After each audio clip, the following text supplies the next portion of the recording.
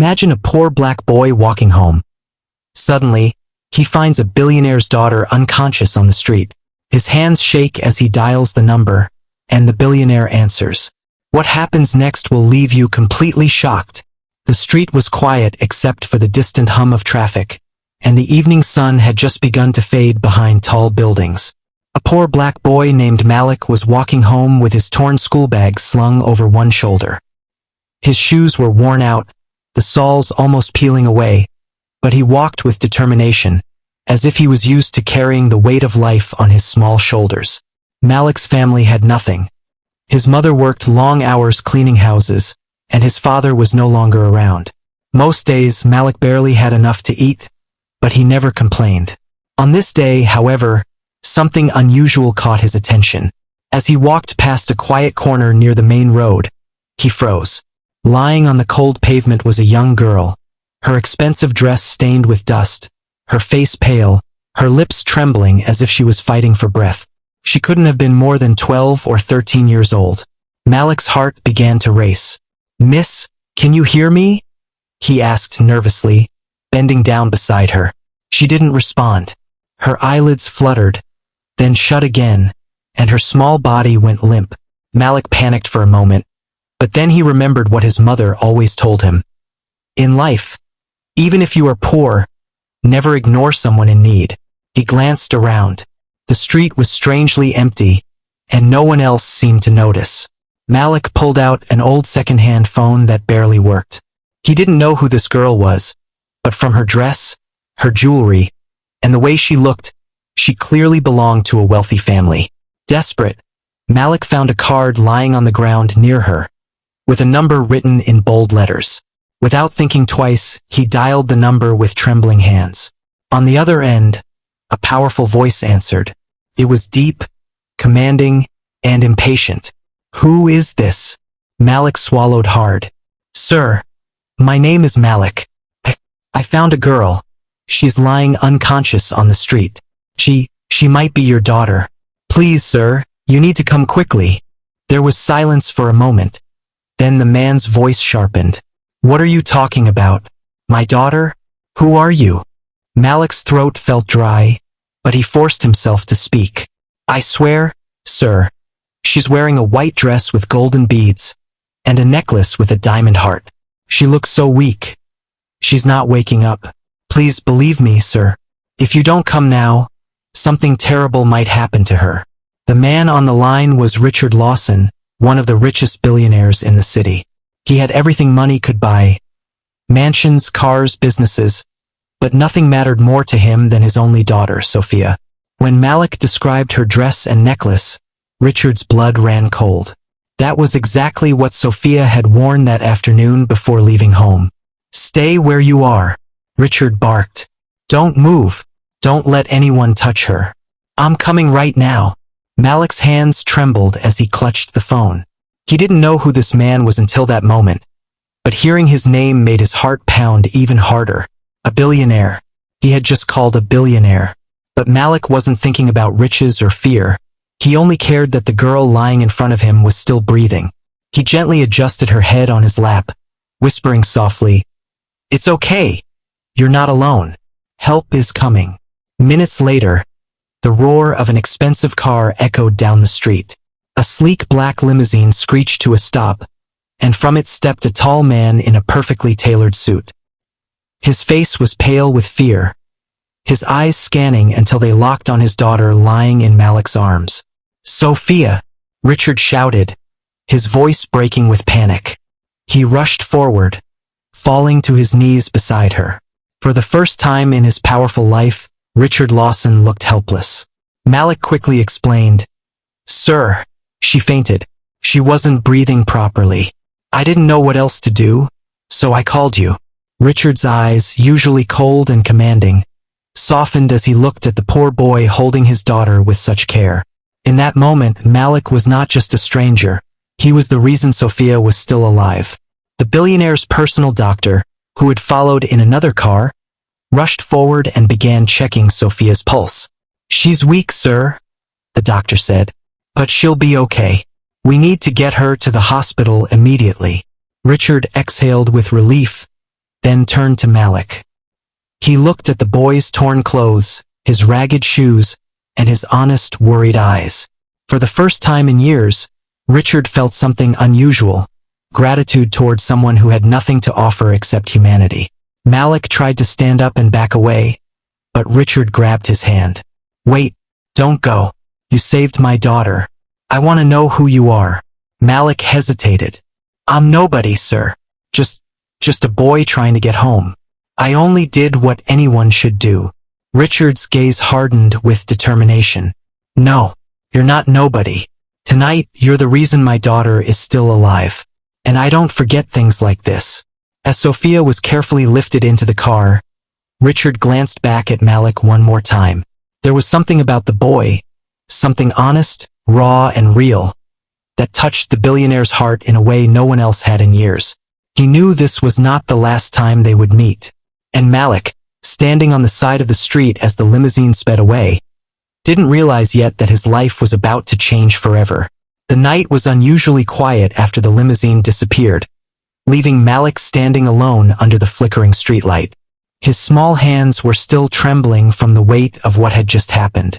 He had never spoken to a billionaire before, let alone held his daughter in his arms. As he began the long walk home, his mind replayed every moment.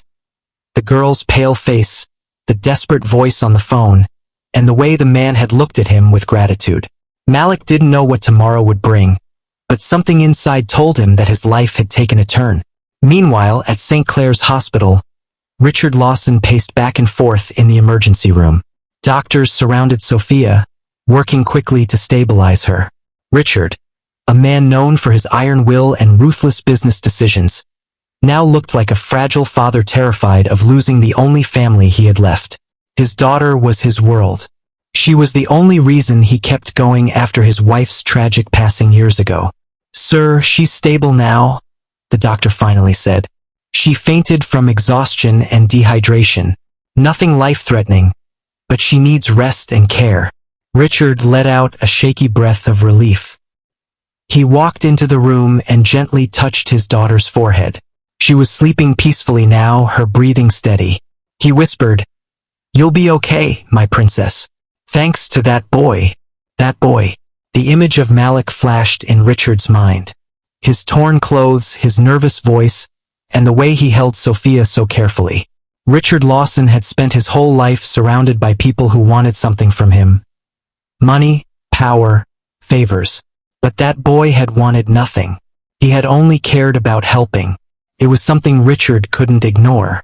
The next morning, as the city buzzed with its usual chaos, Malik sat at the small wooden table in his home. Their house was barely a house. Just 2 rooms with cracked walls, a leaky roof, and a kitchen that always smelled of damp wood.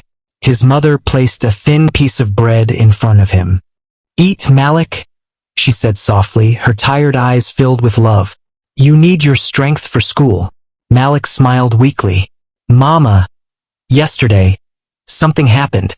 He began telling her the whole story, how he found the girl, how he called her father, and how the man came in a limousine.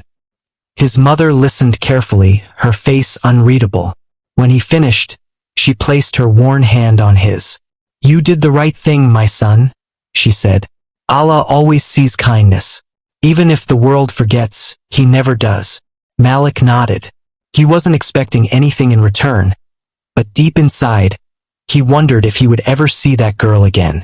Later that afternoon, as Malik walked back from school, a black luxury car slowed to a stop beside him. The tinted window rolled down, and a familiar face appeared. It was Richard Lawson. "Get in, Malik," Richard said firmly, but not unkindly. Malik froze. The other kids on the street stared, whispering. Never had they seen such a car in this poor neighborhood. Malik hesitated, then slowly climbed inside. The smell of leather and perfume filled his senses. He sat nervously, clutching his bag to his chest. Richard studied him for a moment before speaking. "You saved my daughter. I can't stop thinking about it. I need to know more about you. Where do you live? What do you want in life?" Malik shifted uncomfortably. "I live just over there, sir. I don't really want much. Just a better life for my mom." She works too hard. Richard's eyes softened again. This boy reminded him of himself as a child. Hungry, desperate, struggling. The difference was, Richard had clawed his way up with ambition and luck. Malik, on the other hand, only had honesty and kindness. "I want you to come see Sophia," Richard said finally. "She's been asking about the boy who saved her." Malik's eyes widened. She remembers?" "Yes," Richard said with a faint smile. "She remembers everything. And she wants to thank you herself." When they arrived at the mansion, Malik's heart pounded. The gates opened slowly, revealing a world he had only seen in dreams. Marble fountains, manicured gardens, and a house so large it looked like a palace. Malik stepped out of the car, his small shoes sinking into the perfectly trimmed grass. He felt out of place but also strangely curious. Inside, Sophia was sitting up in bed, her face still pale but her smile warm. When she saw Malik, her eyes lit up. "You!" she whispered, her voice weak but filled with gratitude. "You're the boy who didn't leave me." Malik nodded shyly. "I couldn't. You needed help." Sophia reached out her hand, and Malik hesitated before taking it. Her fingers were soft, so different from his rough, calloused hands. "Thank you," she said. "You saved me." Richard watched the exchange quietly. In that moment, he knew his daughter was safe not only because of doctors or wealth, but because of a boy who had nothing and yet gave everything. As Malik prepared to leave, Richard stopped him. "From now on, Malik, you're not just some boy from the street. You're part of this family's story, and I want to make sure your life changes for the better." Malik looked up in surprise, his heart racing. He had no idea what Richard meant, but deep down, he felt something new, a spark of hope he had never known before. And so began a connection between a poor boy and a billionaire, one that would soon challenge everything they both believed about life, family, and destiny. The days that followed felt surreal for Malik. He had returned to his ordinary life in the poor neighborhood, but something inside him had changed. For the first time, he carried with him the memory of kindness being recognized, the image of Sophia's grateful smile, and the billionaire's promise. Still, part of him doubted anything real would come of it. After all, he was just a boy from the slums, and people like Richard Lawson lived in a different world altogether. But Richard was not the kind of man to make empty promises. 2 mornings later, as Malik was leaving for school, a sleek car appeared again at the end of his street. The neighbors gathered, whispering and pointing as the chauffeur stepped out and opened the door. Inside sat Richard Lawson, his expression serious but kind. "Malik," Richard called, motioning him closer. "Come. I need to speak with you and your mother." Malik's mother hurried out, wiping her hands on her apron. She was startled to see the billionaire standing at her doorstep. No one from their world had ever been visited by someone of his status. Richard introduced himself politely, explaining how Malik had saved his daughter. Tears filled her eyes as she looked at her son with pride. "Sir, my boy only did what was right," she said humbly. "He needs no reward." Richard shook his head firmly. "He deserves more than just thanks. He deserves a chance." Later that day, Malik found himself riding in the limousine once again, this time with his mother. When they arrived at Richard's estate, Malik felt overwhelmed by its size and beauty. He clutched his mother's hand tightly, afraid they didn't belong there. But Richard welcomed them warmly, showing them around, introducing them to the staff, and finally leading them to a grand dining hall where Sophia was waiting. Sophia's face brightened when she saw Malik. "Mama, this is him. This is the boy who helped me," she said excitedly, turning to Richard. Malik blushed, lowering his eyes, but inside he felt proud. For the first time in his life, someone saw him not as a poor boy, but as a hero. Richard leaned forward at the table, his gaze steady. "Malik, I've been thinking. You are bright, honest, and brave. Qualities that money can't buy. I want to help you. I want to give you an education, opportunities, a future." Malik was stunned. He could hardly believe what he was hearing. "Sir, I don't know what to say." "Say yes," Richard replied firmly. "Say yes, and your life will never be the same again." His mother's eyes filled with tears again, and she placed her hand on his shoulder. "Take this chance, my son. Allah has opened a door for you. Walk through it." From that moment, Malik's world began to change.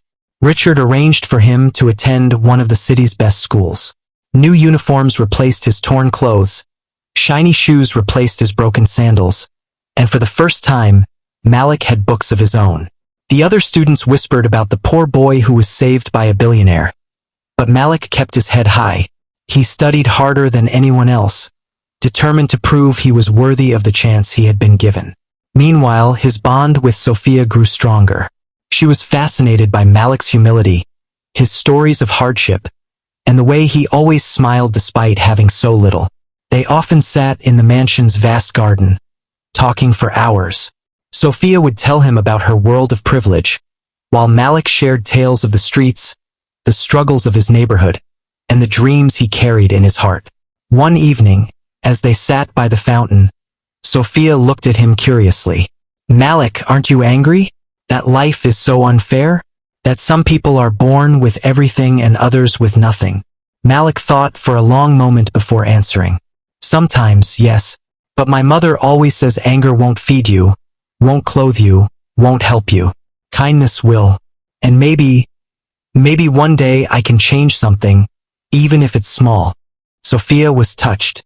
No one her age had ever spoken with such wisdom. She realized that while she had everything money could buy, Malik had something far more precious, strength of character. But not everyone was happy about Malik's new presence in their world. In the mansion, whispers began among the staff. Some thought it was improper for the billionaire to bring a poor boy into their lives. Others suspected Malik had some hidden agenda. Even in school, some wealthy children mocked him, calling him charity case and the billionaire's pet. Malik bore it quietly, but inside, it hurt. Richard, however, noticed everything. One evening, he called Malik into his study. "Son," he said, surprising Malik by using the word, "I know it's not easy. People will doubt you, mock you, even hate you. But remember this, strength is not built in comfort. It's built in struggle. And I believe you have the strength to rise above all of it." Those words stayed with Malik. He carried them like a shield against the cruelty of others. With every challenge, his determination grew stronger. Yet deep inside, Malik often wondered, why had destiny chosen him for this path? Out of millions of boys in the city, why was he the one who found Sophia? Why was he the one given this chance? The answer was still unclear. But what was certain was this: his story with Richard and Sophia was only beginning. And ahead of them lay trials that would test their bond in ways none of them could yet imagine. As the months passed, Malik's life transformed in ways he never thought possible. He was now studying at one of the city's finest schools, wearing uniforms that actually fit him, and carrying books that smelled of new paper rather than dust. Yet, even with all the changes around him, Malik never forgot where he came from. He still returned every evening to his modest home, still hugged his mother tightly, and still remembered the nights when they went to bed hungry. Richard Lawson, watching Malik from a distance, grew more impressed each day. Unlike many who would have been dazzled or corrupted by sudden fortune, Malik remained humble. He walked through the halls of privilege with dignity, never boasting, never forgetting his roots. Sophia, too, grew closer to him. Their friendship blossomed, built on respect and admiration. She often told her father, "He's more than just a boy from the streets. He's different, stronger than most people I know." But as their bond deepened, so too did the jealousy of others. At school, the wealthiest boys couldn't stand that a poor kid had captured the attention of Sophia, the billionaire's daughter. One afternoon, as Malik was leaving the library, a group of them cornered him. "Hey, charity boy," one sneered. "Think you're special because Lawson lets you sit at his table?" Malik tried to walk past, but they shoved him against the wall. "Listen, street rat," another hissed. "You don't belong here. Stay away from Sophia, or we'll make sure you regret it." Malik's fists clenched, but he remembered Richard's words. Strength is not built in comfort. It's built in struggle. He took a deep breath, looked them in the eyes and said calmly, "I don't need to fight you. One day, you'll understand that respect isn't bought, it's earned." Then he walked away, leaving them stunned by his composure. When Sophia heard about the incident, she was furious. "Why didn't you tell me?" she demanded. "Because it doesn't matter," Malik said quietly. "What matters is proving myself, not fighting them." Her eyes softened. "You're stronger than all of them, Malik. Don't ever forget that." Meanwhile, Richard faced his own battles. In the corporate world, rivals questioned his unusual decision to take in a boy from the slums. Some even mocked him, whispering that grief over his wife's death had clouded his judgment. But Richard silenced them with his usual authority. "This boy has more integrity than most men I've ever met," he told them coldly. "If you can't see it, that's your weakness, not mine." One evening, Richard invited Malik and his mother to a grand gala at one of the city's most prestigious hotels. It was an event where the richest of the rich gathered, where diamonds glittered under chandeliers and laughter echoed over champagne glasses. Malik had never seen anything like it. Dressed in a tailored suit Richard had gifted him, he walked into the hall with wide eyes, feeling as if he had stepped into another universe. Some guests smiled politely, but others raised their eyebrows. A poor boy at such an event? It was unheard of. Still, Malik carried himself with quiet dignity, standing beside Sophia as though he truly belonged. During the gala, an influential businessman approached Richard and sneered, "So this is the boy? The one you've taken under your wing? Be careful, Lawson. Stray dogs bite when you least expect it." The insult stung, but before Richard could reply, Malik stepped forward. His voice was steady, respectful, but firm. "Sir, I may be poor, but I am not a stray.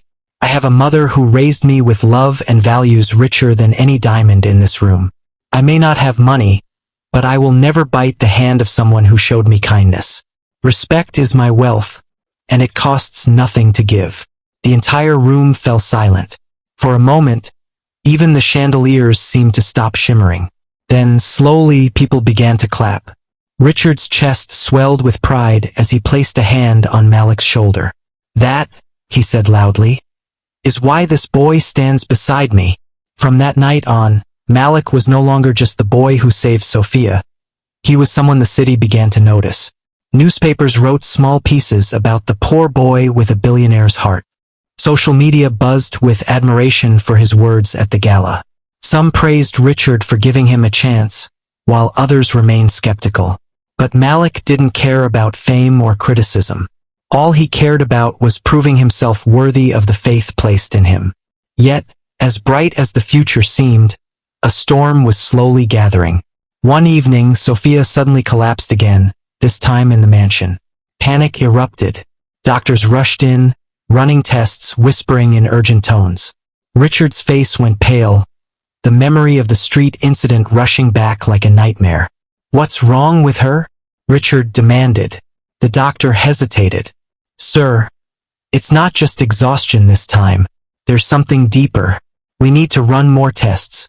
Malik's heart sank as he stood outside her room, listening to the words that chilled him to the bone.